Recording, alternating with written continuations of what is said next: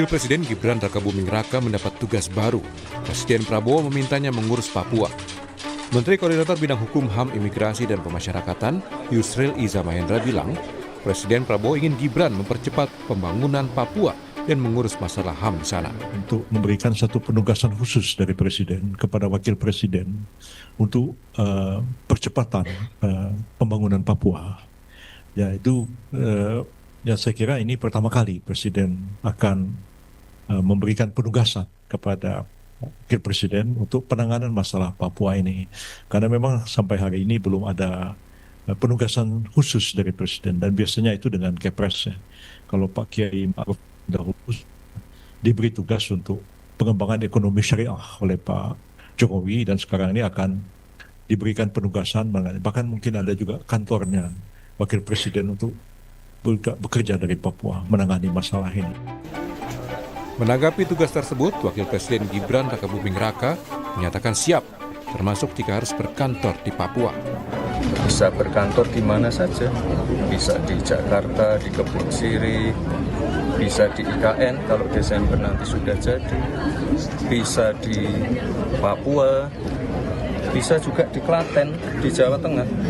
Ini kita dimanapun kita jadikan kantor. Misalnya kepresnya belum keluar pun saya juga siap kapanpun. Karena apapun itu tim dari Setwapres juga sudah sering saya tugaskan untuk misalnya ke Sorong, ke Merauke untuk mengirim alat-alat sekolah, mengirim laptop, mengecek kesiapan MBG. Jadi nanti tinggal atur waktu aja. Tapi pernyataan Yusril soal Gibran berkantor di Papua justru menuai beragam tanggapan. Wakil Ketua Komisi 13 DPR, sekaligus politisi PDI Perjuangan Andreas Hugo Parera, mempertanyakan penugasan khusus kepada Wakil Presiden Gibran Rakabuming ke Papua. Andreas menilai rencana membuat kantor khusus bagi Wapres di Papua hanya akan membuang anggaran. Selain itu, masih banyak persoalan yang kompleks di daerah lainnya.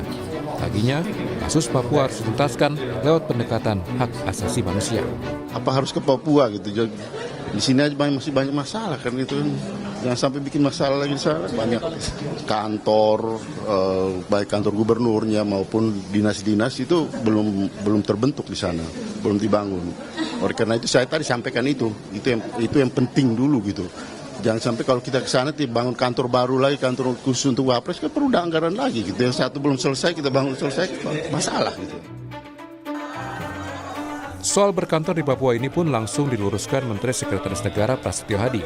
Dia bilang, sesuai Undang-Undang Otonomi Khusus Papua, Wakil Presiden sudah mendapat tugas menangani percepatan pembangunan Papua. Ia menegaskan dengan kebijakan itu tidak berarti Wapres akan berkantor di Papua.